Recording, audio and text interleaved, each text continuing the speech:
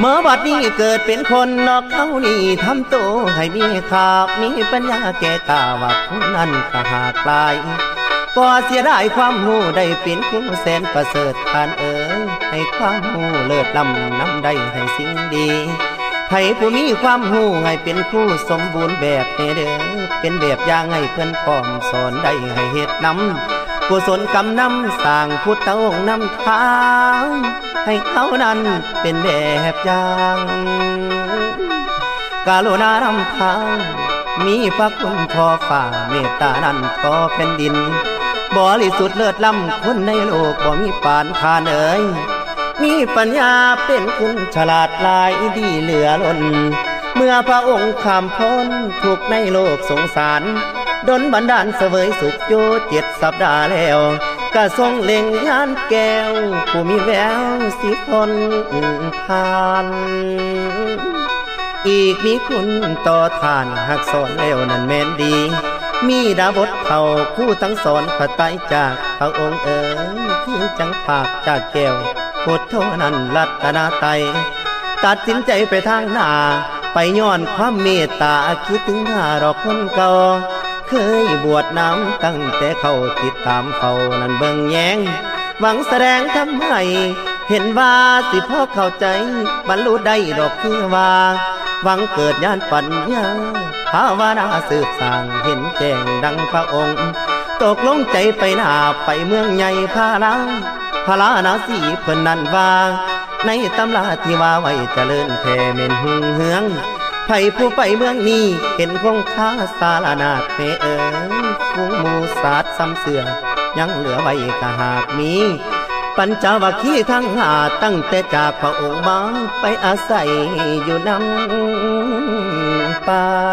งคิดว่าเบิดปัญญาอยู่ดนไปก็บ่ได้เห็นทำแค่แม่ใหญ่แลเห็นป่าอิสินั่นเป็นที่อยู่ของฤาษีอีกทั้งมีฝูงสัตว์มักกะทายย้อนเนื้อเมื่อพระองค์ทรงได้แสดงธรรมอยู่ในป่าเป็นปฐมเทศนาธรรมมาจากป่าไว้ประกาศของนอกสองใจทรงแสดงว่าไว้เหตุ2 อย่างบอกคนถือพุ่นแล้วคือทรมานตัวเองแม่นบ่เปลี่ยนไปได้อีกก็ตามใจให้กามคุณบ่มีแล้วแนวว่า2 อย่างนี้พระองค์ท่านบ่ให้ทำทรงแนะนำทางให้ทางสายกลางนั่นคือว่าเป็นสายทางปัญญามี8 อย่างว่านั้นจำได้ให้เฮ็ดเอาเฮาว่าความเห็นชอบเห็นในทุกทั้งหลายดอกคำเหตุวุ่นวายพาทุกเหตุดับลงย้อนปงได้อีกทั้งนี้ทางให้ดำริชอบแนวใดออกจากกามเพื่อนั้นว่างข้ากิเลสตัณหาบ่เบียดเบียนมุงลายดำริไว้ให้แม่นทางส่วนว่าจานั้นแม่นเว้าแต่ดอกความจริงทานบ่ให้มีผีสิงปากบ่ดีเว้าเป็นหายการงานหลายก็ขอให้อยู่ในธรรมอย่าได้ขาของเขาว่านั้นของเขาว่านั้นผัวเมียเจ้าคอยบ่เอาอีกว่าอาชีพเจ้าให้เฮ็ดแต่แนวดีเด้อพ่อเด้อแม่เด้อมีความเพียรให้ทำสิ่งบ่ดีอย่าไปไกลละบ่ดีที่เคยสร้างแล้วหาทางสร้างดีมา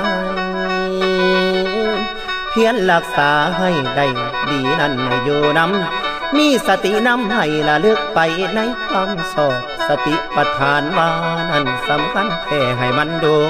อันว่าความตั้งมั่นสมาธิเป็นแนวใดแม่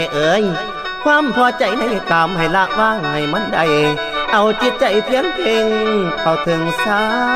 รเกินกับวางละกิเลสละกิเลสตัณหาปิติสุขก็หากได้วางเฉยแล้วนั่นปล่อยวางดีโนนี่เราเป็นทางให้เฮาทั้งหลายได้พ้นโศกเด้อแม่เด้อเกิดมาในโลกนี้หาทางเข้าสู่นิพพานจิตเบิกบานให้ตื่นหูน้อมเข้าสู่องค์ธรรมะ